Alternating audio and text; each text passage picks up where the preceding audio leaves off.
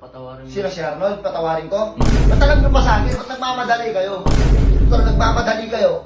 Pabalikin ko sila dito, lumayas kayo dito. Huwag mo na sana silang pagalitan mo. Pagalitan! Sinasabihan nyo ako ng ganyan. Kaya ako kayo pinapagalitan kasi mahal ko kayo. Uy boy, andiyan ka na pala. Nasa si Daddy eh. Yung sa loob, nag-cellphone. Oh, tara.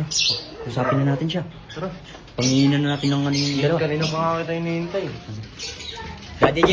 Daddy J! Daddy J! Boy! Uy, Daddy J! Ang ginagawa niya. Daddy J! Boy! Ganun kayo kumatok.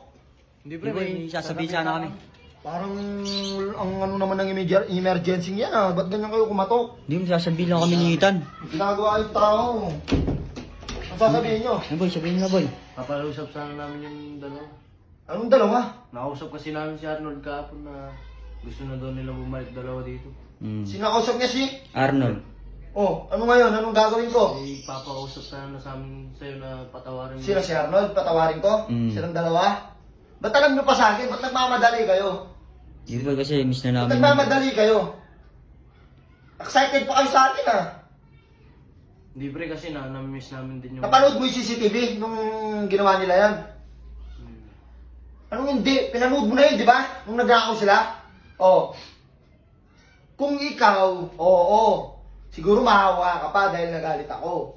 Pero ako, dahil ako yung ninakawan nila, siguro normal lang po na magalit ako.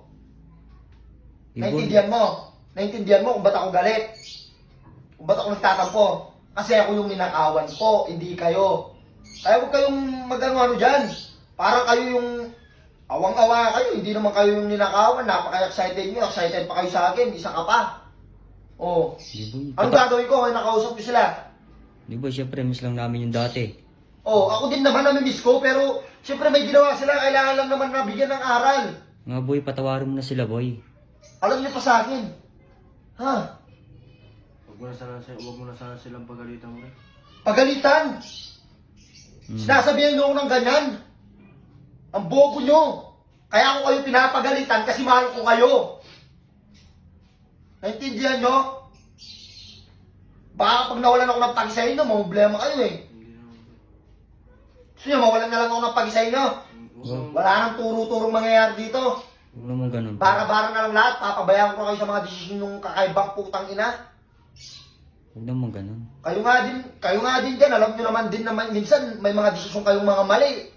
Oo. Minsan tinuturuan ko kayo, tapos ngayon sasabihin mo, huwag na ako magalit sa kanila. Alam mo pre, kaya ako galit sa kanila kasi mahal ko sila. Anong gusto mong maging reaksyon ko sa ginawa nila? Palakpakan ko. Congrats, Arnold, Jesslyn, nagnakaw kayo. Sana maintindihan nyo, kaya ako nagagalit kasi mahal ko kayo. Mahal ko sila. Naintindihan nyo na. O, kaya huwag kayo magmadali par. Napatawarin ko sila, hindi kayo yung nasaktan ako. Okay lang yan, baka magaling kayo eh. Kaya lang naman namin nasabi pre kasi namiss namin talaga yun. Namimiss ko din naman sila. Bakit? Sa tingin nyo, hindi ko sila namimiss? Namimiss ko sila. Akala Oo. kasi namin na mapapakalit. Ang tanong, namimiss ko sila. Sila ba? Namimiss nila ako? Oo par, nakakausap namin si O Arnold. sige, namimiss na lang ako ni Arnold at Jessley. Bakit sa tingin nyo ako, hindi ko namimiss? O, Namimiss mo din. hayaan nyo muna ako. Hayaan nyo muna ako, please. Nag-iisip pa ako eh. Nag-iisip pa ako eh.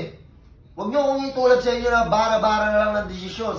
Baka pag pinabalik ko dito yun, tapos may mangyari ulit, kayo yung mamroblema dyan. Baka bigla nyo masabi sa sarili nyo na tama nga si Daddy G. Oo. Kaya kailangan mag-isip muna din sila kung tama ba yung ginagawa nila o hindi. Kailangan bigyan muna sila ng aral. Naiintindihan nyo na. Oo boy. Oo. Kaya huwag nyo akong madaliin pa. Minsan lahat ng bagay, hindi minamadali yan. Kapag minadali mo yan, pangit yung kalalabasan. Tandaan nyo yan. Lahat ng bagay, hindi minamadali. Matuto kayong maghintay. Yan ang sinasabi ko sa inyo. Kapag di kayo naghihintay, Diyos ko, ewan ko lang kung ano mangyayari sa buhay nyo. Hayaan nyo lang ako. Huwag kayong magmadali. Pag nagmamadali lahat ng bagay, minamadali nyo, walang mangyayari. Kailangan lahat pinag-iisipan bago gawin. Oh, kaya huwag nyo kung igaya sa inyo na bara-bara lang ng galaw. Kahit anong mangyari sa anong kalalabasan ng gagawin nyo, wala kayong pake. Tapos magsisisi kayo kapag nangyari na ulit. Oo. Kaya ayahan nyo muna ako kung ayaw ko sila pabalikin dito. Sige Tapos po. sa sinasabi nyo, huwag ko sila pagalitan. Kapag hindi ko sila pinagalitan, hindi nila malalaman yung mali nila. Oh. Kunwari, pinakita sa akin ni Darren yung CCTV. Tapos hindi ko sila pinagalitan. Oh. Sa tingin mo, hanggang ngayon, hindi ka plastikan yung pagsasama? May ginagawa na silang karumal-dumal, hinahayaan lang natin. Kailangan dapat sabihin mo. Yung totoong nararamdaman mo, sabihin mo sa kanila kung ano yung tama at mali. Kaya huwag nyo madaliin. Parang, kung gusto nyo kaya, ganito na lang. Total, nagmamadali kayo. Pabalikin ko sila dito, lumayas kayo dito. Kayong dalawa. Huwag naman ganun bro. Oo. Pasensya ka na. Minamadali nyo ako eh. Hayaan nyo muna ako mag-isip par, lumabas muna kayo dyan. Lumabas muna kayo dyan, nag-iisip yung tao, inuustorbo nyo eh. Pasensya ka na pre, ano namin kasi Ay, naiintindihan nyo. Sana maintindihan nyo. Yun lang naman ang pag-iusap ko sa inyo. pasensya ka na talaga pre. Pasensya na. Sana maintindihan nyo. Yun lang naman. Sige. Yung kung hindi, wala naman akong paki. Wala wala.